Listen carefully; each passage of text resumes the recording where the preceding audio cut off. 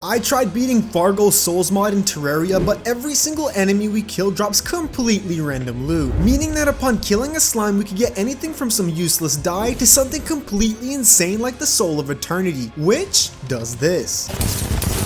This was the most insane randomizer video I've ever done, so I hope you stick around for this one, because trust me, this gets really hectic. Anyways, enjoy the video. Starting off as always, I went right into chopping down trees, and upon killing my very first slime, I got the Aqua Scepter, which I was totally not excited to get because that weapon is pure garbage. I faced off against the purple slime, but since we were in expert mode, I got absolutely destroyed and ended up dying. After respawning, I went to farm out more slimes, but luck really wasn't on my side today, so I just ended up getting completely garbage loot. I made my way over to the right side of the world and stumbled upon a corruption biome. By this point, I had semi-decent loot, such as the cobalt sword, and I also managed to get a hoverboard, so this should keep us fairly safe for the remainder of the early game. I continued traveling through the corruption biome, but I ended up taking the fattest L of all time, and I ended up dying. Once I respawned, I decided it was time to go mining, so like any sane person, I set up an auto clicker which gave me enough time to tell you about today's video sponsor. Are you tired of waiting for that pesky Calamity Mod to release for 1.4? Well, how about you pass those lonely hours in the expansive world of Raid Shadow Legends? That's right, Boio is hitting you with one of these. With global PvP, massive PvE boss battles, and over 600 different champions to choose from, this is the perfect pastime for any person while waiting for those pesky Terraria updates. And just like the dungeon that we all know and love, Raid Shadow Legends also has a dungeon, but this one isn't guarded by a weird skeleton skull, but instead a boss known as Malik Kavar. This boss is absolutely insane, as he has a skill that allows him to inflict the poison debuff on your champion, which deal damage based on your character's max HP. Now, when dealing with this boss, you need to be strategic, meaning you should pick your champions wisely and prey on this boss's weaknesses. And this is what I really like about the game. After playing it for myself, I enjoy the fact that there are so many different combos of champions you can use within your team, each one having their own strengths and weaknesses, giving the game an insane amount of replayability. There's a ton of exciting things happening this month within the game, such as special events every day, a bunch of awesome new champions, and the brand new Guardian ring that gives you a ton of new ways to use your champions. At the start of December, Raid's releasing one of its biggest and most anticipated updates as of yet, and trust me, you do not want to miss out on this. This game is completely free, so why not at least give it a shot? Using the link in my description or scanning the QR code on screen will give you a massive head start by granting you an epic hero named Kanoru, who is wonderful in the Doom Tower, 200k silver, 1 XP boost, 1 energy refill, and an ancient shard so you can summon an awesome champion as soon as you get into game. Anyways, let's get back into the video. I was getting pretty salty that I wasn't getting any good weapons whatsoever, and to add insult to injury, I don't think I've gotten a single Fargo Souls item thus far. But apparently I was blind, because as I made my way back to the surface, I realized that I missed a jungle enchantment. Now what this enchantment does is it grants us a spore jump and allows us to dash in a direction. Of course, this being my very first Fargo Souls item, I equipped it and had as much fun as I could with it until it got pretty boring and I decided to build some NPC houses. Using the Louis AFK prison builder, I set up a sufficient amount of houses and made my way back to the right side of the world where I previously had died. I used the jungle enchantment to help me traverse around the world, dashing and double jumping like a complete maniac until I stumbled upon a sand temple. I decided to loot it in hopes of good loot, and I ended up finding a flying carpet, which is one of my favorite accessories in the game. After this, I made my way over to the caves under the sand temple and tried to go mining. My main goal right now was to get a decent set of armor as well as increase my max HP because we only had 120 health as of now. I explored the caves, found a couple of life crystals, and after that, I made my way back to spawn. I continued work on the elevator, and while digging that out, I stumbled upon a massive cave. This granted me a decent amount of life crystals, but apart from that, this cave led me all the way down to the underworld. Of course, since I wasn't prepared to survive the underworld, I ended up dying, but when I made my way back to spawn, I decided to fight our very first boss, this being the Eye of Cthulhu. Using the Kraken, which is a hard mode yo-yo, I absolutely shredded through the Eye of Cthulhu's health, making light work of this boss. Now, I was so caught up in fighting the Eye of Cthulhu that I completely missed the fact that there was a blood moon going on. This was perfect because mobs spawned in like crazy, and we could get so much good loot. And boyos, let me tell you, good loot we got. Upon killing a zombie, I got this weapon called the Sparkling Love. I didn't think too much of it until I picked it up and actually tested it out. Check out what this weapon does. Honestly, with this alone, you'd think would be unkillable, but I'm kind of embarrassed to tell you that even with weapons like this, we didn't really stand a chance against any of the bosses in this mod. I ended up farming out the rest of the Blood Moon for as many resources and materials as I could, and actually while killing another zombie, I found this weapon on the ground called the Slime Ring. I didn't even bat an eye at it when I picked it up, but knowing what I do now, I had stumbled upon one of the best weapons in the game. I held on to it and continued fighting the Blood Moon. Once the Blood Moon ended, I picked up all the good weapons off the ground, got myself a Stardust Dragon Staff, and made my way over to the ocean. I got this weird rain enchantment that summoned in a cloud above me, and the more damage I dealt to the cloud, the angrier the cloud would get. And once I fully damaged the cloud, it would start releasing lightning, damaging everything that crossed its path. This was really cool, but I didn't use it for too long because it wasn't very effective in practical applications. While trying to clean up my inventory, I stumbled upon this item called Zealot's Possession. It said that it summoned the lunatic cultist, but me being me, I didn't believe it, and I ended up using it. To absolutely no one's surprise, it summoned in the lunatic cultist. I mean, what was I really expecting? Like what? Did I expect this to summon in like the Moonlord? Like it says it's gonna summon in the lunatic cultist, of course it's not gonna summon in the Eye of Cthulhu. Using the Slime Rain, which is that weapon that I got previously, I practically one-shotted the lunatic cultist and summoned in the Pillar event. After this, I made my way down into the underworld because I didn't want to summon in Moonlord yet, and I wanted to beat the Wall of Flesh so we can get into hard mode before fighting Moonlord. Making my way down to the underworld, of course being the noob that I am, I fell into lava and ended up dying. Since the pillars were already on the surface, I thought, hey, why not? Let's just get rid of them, completely forgetting that will summon in the Moonlord. Well, so me being me, I took out the Solar Pillar, moved on to the Stardust Pillar, but I died before I took it out. I came back to the Stardust Pillar, took it out for good, and after that, I made my way over to the left side of the world in order to take out the Vortex Pillar. These pillars had me dying a ton of times, and it was so infuriating dying to such easy mobs with good weapons, but I didn't have any good armor, and there was just nothing I could do about it. I ended up taking out the Vortex Pillar, moved further to the left, and started taking out the Nebula Pillar. After dying countless times, I took out the pillar, and now the screen started shaking. You know what that means. The Moonlord was about to spawn in. And when I say that I wasn't ready for this boss whatsoever, I mean that in the most literal way possible. Check out how this boss fight went. The Moonlord spawned in, and literally within one hit, I died. I decided I had to re-strategize or at least get into hard mode before fighting Moonlord again. I waited for it to turn to nighttime, stood by Skeletron's dungeon, and once it was fully dark, I summoned in Skeletron. I let my Stardust Dragon Staff take care of it because I knew if I used any of my weapons, we would have one-shotted it and the boss fight would have been absolutely no fun. During this time, I also ended up getting the Supersonic Soul, which let us move around extremely quickly, and I got the World Shaper Soul, which granted us access to practically infinite resources, infinite reach, and building speed that you could never acquire in vanilla Terraria. I made my way over to the right side of the world and decided to explore the jungle in hopes of finding the Queen Bee. Literally within seconds of being in the jungle and killing a couple of mobs, I ended up getting the pinnacle of power within Fargo Souls mod. This of course being the Soul of Eternity. Yeah, if you're not familiar with this is a modded item with one of the longest crafting trees within the entire game. And check this out. This is what happens when you equip it. Show me one modded item that's more insane than this. This has to be the craziest accessory in all of Terraria. I don't even know what's going on screen, but let me tell you, this thing could make light work of absolutely any boss we would put it up against, so I didn't want to use this quite yet. I made my way back to the jungle, picked up some life crystals, and I stumbled upon a Queen Bee hive. I summoned in the Queen Bee and let my Stardust Dragon take care of it. Once the Queen Bee was defeated, I made my way down to the underworld in search for guide voodoo demons, because the Wall of Flesh was now the only thing we had left, stopping us from entering hard mode. While making my way up from the underworld, I stumbled upon a corruption biome, took out the Eater of Worlds, and traveled back to spawn. I continued to work with my main elevator just so we could have a direct path down all the way from spawn, and once I made it to the underworld, I ended up farming out Hellstone in order to get enough resources to craft a summon for one of Fargo Soul's pre-hard mode bosses, called the Deviant. This boss fight is absolutely insane, but since we had overpowered weapons, we made light work of this boss, and we took him out in absolutely no time. This boss is usually pretty challenging, but since we had overpowered weapons once again, it was a piece of cake. Now finally we can move on to the Wall of Flesh. I made my way down to the underworld once more and started farming out guide voodoo demons. While farming for guide voodoo demons, I'm pretty sure my Stardust Dragon killed a lava bat above me, and I completely failed to notice at the moment, but once I flew up, I realized that it ended up dropping another Soul of Eternity, meaning that now we have two of the most overpowered items within this mod. Of course, I had to pick it up, and since we were having an extremely hard time finding guide voodoo demons, I decided to craft the ultimate battler buffs from the Louis AFK mod in order to increase mob spawn rates. After I crafted these buffs, I made my way down to the underworld and started farming out these guide voodoo demons once more. Now that I had the battler buffs, we almost instantly found a guide voodoo demon, so of course course, I took him out, picked up the guide voodoo doll, threw it into the lava, and summoned in the wall of flesh. Using the sparkling love hammer, I one-shotted this boss and picked up all the loot that it ended up dropping. After killing the wall of flesh, I made my way back to spawn, and using the magic storage mod and the world shaper soul, I made myself probably the biggest storage you would ever need within a Terraria world. Of course, these weren't the best storage boxes, so the setup could only hold 3,200 items, but that was definitely enough for me. After I set up the storage, I made my way down to the caves and started farming out souls of night in order to summon in the mechanical bosses. To my surprise, while farming out these souls, one of the random drops actually ended up being the mechanical amalgam, which summons all 3 mechanical bosses, and thank God this dropped because this saved me probably hours of grinding. Anyways, once I got that, I made my way back to the surface, and since it wasn't yet nighttime, I decided to hold off before summoning the mechanical bosses. I organized as much of my inventory as I could meanwhile, and try to find the best armor possible. As soon as it turned to 7:30 p.m. within game, which is Terraria's official nighttime, I summoned in all 3 of the mechanical bosses, and using the sparkling love hammer, I took them out like they were absolutely nothing to me. After fighting all 3 of the mechanical bosses, the jungle starts to grow restless, meaning that we could start our everlasting journey of trying to find Plantera's bulb. This was probably the biggest pain in the ass in the entire playthrough. I spent hours trying to find Plantera's bulb to absolutely no luck. I scoured and dug the entire jungle. I used spelunker potions. I went AFK for hours thinking that I should give it more time to spawn in. I came back to the jungle and there was still nothing there. After not being able to find Plantera's bulb and taking a solid 10 years off of my life due to stress related issues, I decided to refight all of the mechanical bosses in order to craft Louis AFK's Plantera bulb finder. This required all 3 mechanical boss souls, which, like a complete idiot, I ended up deleting because I thought I would never need them. So I spent the next 30 minutes trying to get enough souls of night and light in order to summon in the mechanical bosses. But what if Boio actually used 100% of his brain? What I didn't know is that I could go to one of Fargo Soul's NPCs and just buy the boss summons straight up. But once again, I don't really have the highest IQ of any Terraria player, so I ended up grinding for minutes and minutes on end to get myself the boss summons. Well, once it turned to nighttime, I fought Skeletron Prime, opened up his loot bag, got myself the Souls of Fright, and following that boss, I summoned in the Destroyer in order to get the Souls of Might. Now you might say, Boyo, what about the twins? Well, I actually ended up getting one of their expert mode bags, so I didn't have to get the summon, I didn't have to craft it, and I could just open the bag and obtain the souls. Anyways, after this, I crafted the Plantera detector, used it to locate the Plantera bulb, and as soon as I found it, I broke it without hesitation and summoned in Plantera. Of course, using the slime rain, I absolutely shredded through Plantera's health, and now we were ready to fight Golem. I made my way over to the dungeon, and like an absolute Chad, I dug my way through the side instead of using the key. I made my way into Golem's temple, picked up his summon because I was too lazy to summon him there, teleported back home, and I spawned him in and killed him at my house. After this, I made my way over to Skeletron's dungeon in order to once again challenge the lunatic cultist. Now, for some strange reason, as I got there, the lunatic cultist just wasn't there. Honestly, I don't know if I glitched him out or something, but instead of fighting him, I used the celestial sigil to just summon in Moonlord himself, and once the boss spawned, check out how the fight went. Yeah, once again, I took an L, and Boyo lost to Moonlord a second time. Of course, I had to re-strategize, meaning I had to pull out some weapons out of my arsenal. I honestly didn't believe I'd have to use it this early, but I equipped the Soul of Eternity and challenged the Moonlord. If we died now, then I would probably be the worst player to ever come across Terraria. Like, I think a monkey could literally use the Soul of Eternity and beat absolutely any boss that it would encounter. Well, once again using the summon, I spawned in the Moonlord, and this time using the Star Wrath in conjunction with the Soul of Eternity, we absolutely blasted through Moonlord's health, and we can now get into the fun stuff. Once Moonlord was defeated, I used the World Shaper Soul to duplicate all of my Luminite, and essentially this was super easy to do. I just placed it on the ground, and then I just mine it up. So using this technique, I got myself full solar armor, got myself solar wings, and now before we could fight the endgame bosses, we needed to craft ourselves an item called the Sigil of Champions, which summons different bosses depending on what time and biome we are in. It was a bit of a grind to craft this item. It required us getting 5 acorns, 5 iron, 5 hellstone, 5 frost core, 5 souls of night, 5 souls of light, 5 forbidden fragments, 5 coral, and 5 luminite. Honestly, this doesn't sound too bad on paper, but trust me, this took me forever to get. We already had most of the materials in our inventory, such as the acorns, most of the bars, and the only things we really had left to get was the coral, forbidden fragments, and the frost core. Using one of Fargo's NPCs, I ended up summoning the frost golem and killing him enough times to get herself 5 frost cores. I made my way over to the ocean, got myself 5 coral, and now we were on the hunt for forbidden fragments. I summoned in the sandstorm, made my way over to the sand biome, item, and now we are on the hunt for a sand elemental. Once I killed one and got one forbidden core, I could make my way back to the NPC and actually buy 4 sand elemental summons and just summon them in on the spot. That's exactly what I did, and after I got 5 forbidden fragments, I crafted myself the Sigil of Champions. After I crafted this boss summon, I roamed around the entire world like a complete idiot trying to summon in a boss that just wouldn't spawn. I gained a few IQ points, used the boss checklist, and tried to figure out how to actually summon in these bosses. Made my way down to the cavern, and the very first champion I decided to challenge was the Champion of Nature. This was a 6-headed Hydra looking monster, and to absolutely no one's surprise, I got completely destroyed. We stood no chance against this champion. Well, after this grave mistake, I respawned and decided to actually dig out a proper arena. Once I did that, I thought I was ready. I summoned in the Champion of Nature, and using the slime rain, I thought I could take it out, but I ended up dying once more. This time I got really cocky and I did not want to wait whatsoever, so I made my way back to the exact same spot that we just previously died at, equipped the Soul of Eternity, and shredded through the Champion of Nature like it was an absolute joke.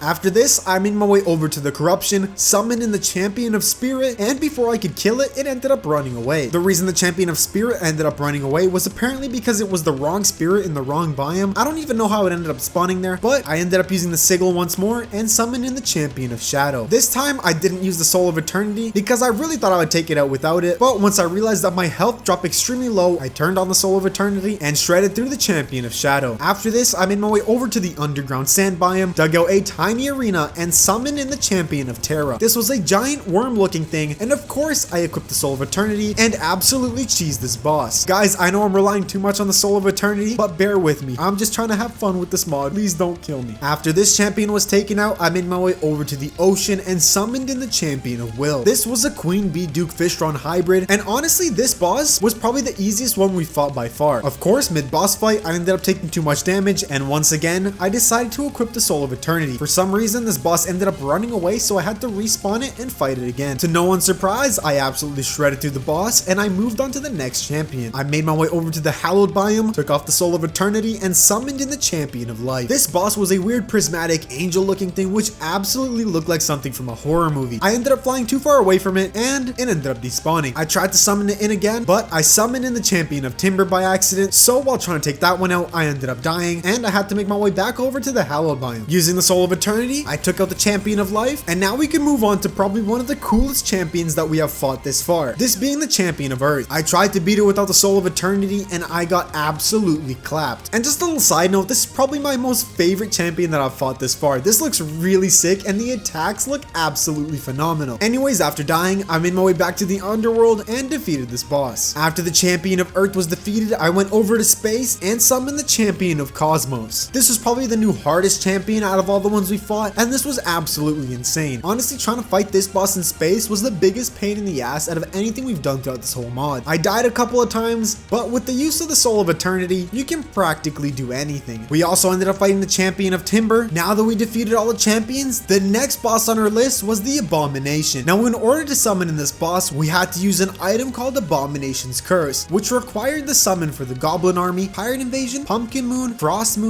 Legion. We needed 5 Luminite and an Eternia Crystal. I already had most of these items except for the Pumpkin Moon and Frost Moon, and the rest really weren't a hassle to get. So for essentially the next 30 minutes, I ended up farming out loot in order to be able to craft myself the Pumpkin Moon summon as well as the Frost Moon summon. I bought many of the items from the NPCs, as a lot of Fargo's NPCs actually sold some of these rare drops, and once I had all the items, I crafted myself Abomination's Curse. This had to be the most hectic boss fight we have done thus far. As soon as I summoned in the Abomination, they were projectiles flying all over the screen. This boss looked so powerful that even its health bar was intimidating. We got down to 25 HP before I could take out the boss, and honestly, if I would have taken one more hit, I would have got completely decimated within this boss fight. Anyways, now that we defeated the Abomination, we can move on to the last boss within Fargo Souls mod, Abomination's older brother, the Mutant. Now, if you thought the Abomination was crazy, or if any of the champions looked insane to fight, let me introduce you to the Mutant. This boss is essentially everything within Terraria, any item, any boss thrown at you all at once. And honestly, without the Soul of Eternity, you have to be a god-sent player to survive this boss. While trying to craft the summon for the Mutant, I by accidentally dropped these 2 flasks, which turned my entire world from first Crimson and then to Corruption. Once I got myself the Guide Voodoo Doll, I came back to spawn and combined it with Abominable Energy that we previously got from fighting the Abomination to craft ourselves ourselves 5 abomination voodoo dolls. Now we can use these to summon in the mutant by throwing them into the lava. So that's exactly what we did. I made our way down to the underworld, found a pool of lava, and chucked one right in. This was the craziest boss fight I've ever seen in all of Terraria. Check this out. We had to use the Soul of Eternity to make any progress on this boss whatsoever, and we still were pretty close to dying. This had the most insane attacks, and he threw absolutely everything that he had at us. And after beating him, we ended up getting the Mutant's Curse, which you could actually use to summon it again. I made my way to the overworld and summoned him up at spawn. This time, I don't know if he was enraged or something, or it's just the fact that I turned off some of my Soul of Eternity buffs, but he ended up shredding through our health, and we stood no chance against this boss. I summoned this boss in once more and decided to fight him for fun. I also fought him a couple of times while he was enraged, and this boss had the craziest attacks. He was chucking dungeon guardians at us. He summoned in an absolutely wild Eye of Cthulhu on us. This was super bullet hell. He started chucking pillars. For God's sake, what other boss in Terraria chucks pillars at you? He summoned in these cosmic worms that look like mini devourers of God, and I was just absolutely amazed by this boss fight. I had so much fun with this, but this wasn't the end. I wanted to take this one step further. Now that we beat the mutant, I had one more ace up my sleeve. Earlier within the playthrough, I actually ended up getting this item that would summon in every single boss in the game all at once. So, of course, I had to do it. Once it turned to nighttime, I used the summon and summoned in every single boss that was in Terraria. This was probably the most hectic thing I've ever done within the game. I had an absolute blast trying to do this, but of course, I ended up dying. Now, if you thought this was crazy, wait till you hear this. You might not know, but Fargo Souls mod actually works pretty well with the Calamity mod. So, guess what I did? I ended up going out of my way to enable the Calamity mod, and I summoned in every single boss all at once to get this absolutely hectic yet beautiful boss fight. Check